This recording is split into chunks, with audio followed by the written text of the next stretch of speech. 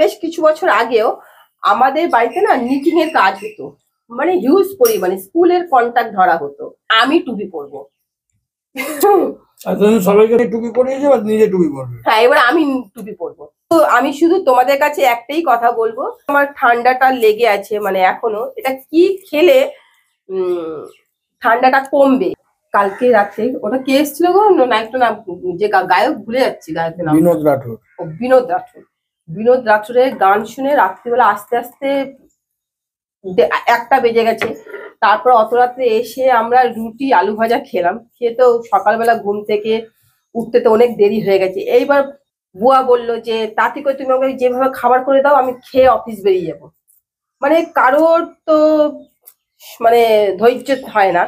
যাই হোক, আমি বুয়াকে সে খাবার দিয়ে দিয়েছি দেখো। আর এদিকে সব ঘরের মধ্যে জামা কাপড় মেলা দেখছো।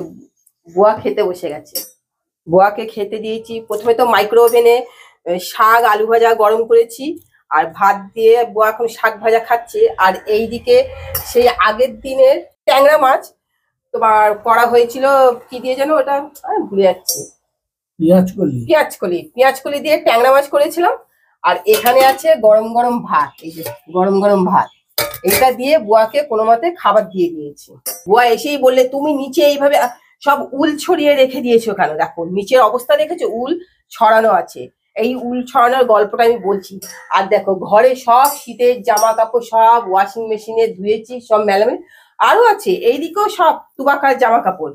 কিন্তু তার আগে বলছি এই যে উল ছড়ানোটা আছে কেন সেইটা বলছি। যখন আমরা ছোট ছিলাম না, ছোট না মানে বেশ কিছু বছর আগেও আমাদের বাড়িতে না নিটিং এর কাজ হতো, মানে হিউজ পরিমাণে স্কুলের কন্ট্যাক্ট ধরা হতো। তোমাদেরকে প্রথমেই বলেছি যে আমরা বাইরে থাকতাম শীতের জায়গায়, তো সেখানে নিটিং এর কাজ হতো, স্কুলের কন্ট্যাক্ট নেওয়া হতো। তো সেখান থেকে এবার অর্ডারিও নেওয়া হতো, তো অর্ডারই নেওয়া হতো। তো বাইরের যে উলগুলো ছিল না, লাল ইমলি উল, মানে কলকাতার উলগুলো একরকম হয়, আর শীতের দেশের উলগুলো হয় আর এক রকম, লাল ইমলি উল হয়। সেগুলো ধরো একটা তুমি সোয়েটার পরবে, একটা সোয়েটারে না খুব গরম হয়, কথা বুঝলে? আর সোয়েটার গুলো ছোট্ট ছোট্ট হবে, কিন্তু যখন পরবে না বেশ বড় হয়ে যায়, মানে স্প্রিং এর মতো। তো এই উলগুলো হচ্ছে সেই লাল ইমলি উল। তো আমার তো আগে এত আমি টুপি টাপা পরতাম না মাথায়, তো সেই বাচ্চা উলগুলো মা আমাকে দিয়ে দিয়েছিল। এইবার সেই উলগুলোকে বার করেছি, ঠিক করেছি আমি এই উলগুলো দিয়ে মাথায় টুপি বানাবো। এর আগে আমি টুপি বানিয়ে বানিয়ে আমি সবাইকে গিফট করেছি, অনেককে, বুয়াকেও টুপি বানিয়ে দিয়েছি। গতকালকে রাত্রিবেলা যে টুপিটা মাথায় পরেছিলাম ওটা বুয়ার টুপি, বুয়াকে বানিয়ে দিয়েছিলাম। তো এইবার ভাবলাম আমি সবাইকে টুপি বানিয়ে দিয়েছি, এইবার আমি টুপি পরবো। সবাইকে টুপি পরিয়েছে বা নিজে টুপি পরবে? হ্যাঁ, এবার আমি টুপি পরবো। তো সেই জন্য এই উলের সম্ভার গুলো, এই যে। তো কি কি কালারের টুপি বানাবো সেটা তোমরা নিশ্চয়ই দেখতে পাবে যখন আমি উল কাটা নিয়ে বসবো। মানে বুয়া খালি বলে তোমার হাতে কি কি গুণ নেই, খালি আমাকে বলে শুধু তুমি বলতে থাকো। আমি তখন বললাম না না, এইসব গুণ প্রত্যেকেরই আছে, খালি কি বলতো আমরা করতে চাই না, এটাই আমরা করতে চাই না।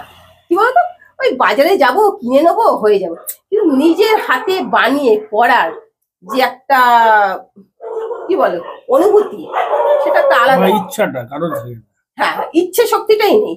কি গল্প করব, আড্ডা দেবো, মস্তি করব, ফান করব, এখন হচ্ছে মানুষের মধ্যে এই প্রবণতাটাই বেশি, গসিপ করব। কিন্তু আমার এটা, আমার মধ্যে এই জিনিসটা তোমরা পাবে না। বুয়াকে একটুখানি আগে এটাই খালি নামটা ভুলে যাই, ব্যাঙের মাথা। তোমার নাম বলতে হবে না, তোমার বন্ধুরা জেনে গেছে। আগে বুয়াকে আগে দিয়ে দিই, তারপর একটু পেঁয়াজ ফেলে দিই। ভালো লাগবে না বলছি তো। মাছ দেবো না এখন। তো বুয়াকে দেওয়া হয়ে গেল। এ বেরিয়ে যাওয়া মানে আমি নিশ্চিন্তে, সত্যি কথা বলতে, এ বেরিয়ে যাওয়া মানে আমি নিশ্চিন্তে থাকি যে না, মানে এটা যে কোনো পুরুষ মানুষ বেরিয়ে যাওয়া। আমি তো মোটামুটি এখন ঘরেই আছি, দেখছো আমার এখনো ঠান্ডাটা যায়নি, ঠান্ডাটা বেশ ভালোই লেগে আছে, জানি না। কিন্তু আমি শুধু তোমাদের কাছে একটাই কথা বলবো যে তোমরা প্লিজ আমাকে একটুখানি জানাও, মানে এই যে আমার ঠান্ডাটা লেগে আছে, মানে এখনো এটা কি খেলে উম ঠান্ডাটা কমবে। কেন আমি অনেক কিছু করছি কিন্তু এখনো এই ঠান্ডাটা কিন্তু যাচ্ছে না। অনেক সময় হয় না কোনো কিছু টোটকা, মানে বলে আদা, আমলকি, মানে কি রকম জাতীয় কি জিনিস খেলে যদি কমে, তো প্লিজ তোমরা আমাকে একটুখানি কমেন্ট করে জানিও। আমি খুব আমলকিও খাচ্ছি, আদার রসও খাচ্ছি, মানে ঘি দিয়ে ফুটিয়ে, কিন্তু বেশি ঘি খেলে তো আবার মোটা হয়ে যাবো না। তো সেই জন্য প্লিজ তোমরা আমাকে একটু কমেন্ট করে জানাও যে কি খেলে সর্দিটা তরল হয়ে বেরিয়ে আসবে, তাহলে আমার এতটা কষ্ট হবে না। কারণ এখন একটু হাঁটলে না আরো খুব বেশি হাঁপিয়ে পড়ছি, পারছি না। তো ঠিক আছে, আর বেশি কথা বলবো না, এবার উলগুলো নিয়ে বসি, কালার ম্যাচ করতে হবে।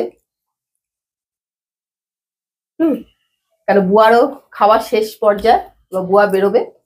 তোমাদেরকে আরেকটা কথা বলি, আমার কিন্তু একটা ফেসবুক পেজ আছে, সেই পেজটাকে তোমরা ফলো করে দিও, লাইক করে দিও। আবার কিন্তু তোমাদেরকে রিমাইন্ড করে দিচ্ছি, প্লিজ আমাকে কমেন্ট করে জানিও কি খেলে আমার সর্দিটা তরল হয়ে যাবে। প্লিজ আমাকে আবার বলছি কমেন্ট করে জানিও তোমাদেরকে। তাহলে আজকের ভিডিও আমি এখানেই শেষ করছি। দেখা হচ্ছে আগামীকাল ঠিক দুপুর 12টার সময়। টাটা।